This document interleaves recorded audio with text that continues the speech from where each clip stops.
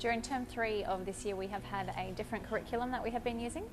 For the past 18 months to 2 years we have been writing our own curriculum, as we found when we were looking around at curriculums they were very much focused on how the curriculum was being taught and not the actual content that the children would be learning. And as we'd been teaching through some of those curriculums, we had noticed some real gaps in the things that the children knew. For example, they weren't aware of the Trinity and some different fundamental things like that to their discipleship and growing up to be like Christ. At the start of the year we went to the Ignite Children's Conference and we came across the Planet Shakers curriculum. It's a great program which is full of lots of DVDs and lots of different exciting things that the children enjoy learning, and it's also full of really good content as well. So we've been trialling that this term to see how it would go, to see how the kids picked it up, to see what we thought of it as a program and the things it was teaching the kids. We chose a program called Fear Factory, and it is based on the verse from 2 Timothy, "For God has not given me a spirit of fear and timidity, but of power, love and self-discipline." The kids have really enjoyed the different activities and things that we've been doing. It has some great teaching segments in it, some also really good games that come with the program, some really good ideas. Coming up at the end of the year is the Children's Celebration Service. It's in December. It'll be a really great time for the kids to showcase to us the things that they have been learning across the year. So it'll be a really great time to celebrate the many blessings that God has given us in the way of children and the way that they're growing to be more like Him. The centre has pretty much an interesting sort of mix of clients that come in. I think it was Tanya Trupp that once said that the cafe has a bit of a personality disorder, where sort of in the mornings you might have mothers with young children in the cafe having coffee, and then during the rest of the day you might have teenagers or kids that are dropped out of school, that sort of thing.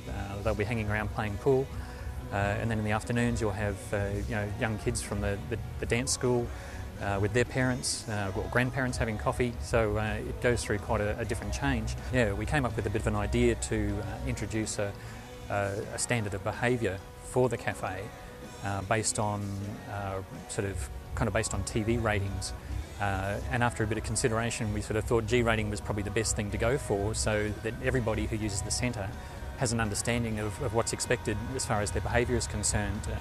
So we've had a fairly interesting reaction to that from some people. Obviously some fairly positive reactions from some of the parents and grandparents and those sort of people, and some kind of interesting reactions from some of the teenagers. Although they're getting the hang of it, we actually find that they're sometimes a bit tongue-in-cheek, stirring one another about their behaviour being not being G-rated, and that they sort of they kind of catch each other up, which is quite funny sometimes to see them doing that to each other. And I guess sometimes it's there's a bit of sarcasm involved, but it's, I think, a really positive thing that they're even doing that, because at least they are actually pulling each other up on it, and it is actually curbing their behaviour. Yeah, so we've had some really positive feedback from some of the regulars that use the centre about generally the overall atmosphere of the centre of the cafe in general has changed, and that it's a fairly positive place for everybody within the community to use. Well, I'd like to just say that I've been really quite happy with the way that things have been happening within the prayer ministry of the church.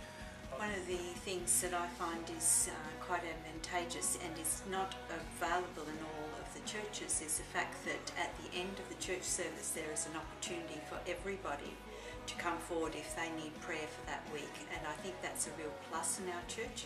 It is great to see people availing themselves of that opportunity and making most of it. It's not only available after church, but the fact that we have it there means that people know it's there.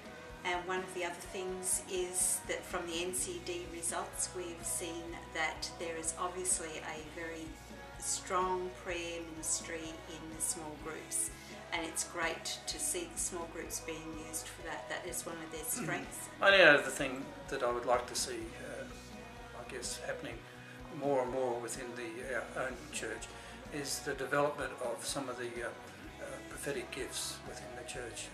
the Bible tells us that when God's people humble themselves and cry out to Him, that He will be our God and He will heal our land. And to me that has always meant that there's had to be this unity between the churches, so that as we are unified together as one people, as the bride of Christ, being various churches together but the bride of Christ, then God will actually rain down His blessing on this place at Forest Lake. At Forest Lake, especially here at LCC, over the past few years, we've seen not only a number of youth grow in our community, but the number of youth that actually come here to the church to sometimes cause trouble, sometimes to hang out, or sometimes they just want to have a chat. As we see these people come here to LCC, we hear God say, I've got a plan for you. Jeremiah says, right are the plans I have for you. They are plans for future and a hope, not for disaster. For me personally, and I know a lot of the leaders of this church really believe that we've been given these youth for a reason. We're so grateful that we have a God who has just got it all figured out. And I really believe that we've got an opportunity here as a community to come together and reach out to these youth. I came to this church over a year ago now, and my heart was just still beating for these youth that just need life, that just want a taste of life. And it was really hard because in my circumstance I had a full-time job in the city, and I was trying to fit in all this stuff, and my heart was still saying, God was still saying, Tennille, this is where I want you to be. And the opportunity came up where I felt as though God was saying, this is where you're going to minister to, this is who you're going to minister to. So a year later, here I am coming here full-time with my hands open. But the best thing about it is that God knows what's going on, and I'm here to be His hands and feet within this community. And I'm so excited to see His kingdom prevail here in Forest Lake, and especially at LCC.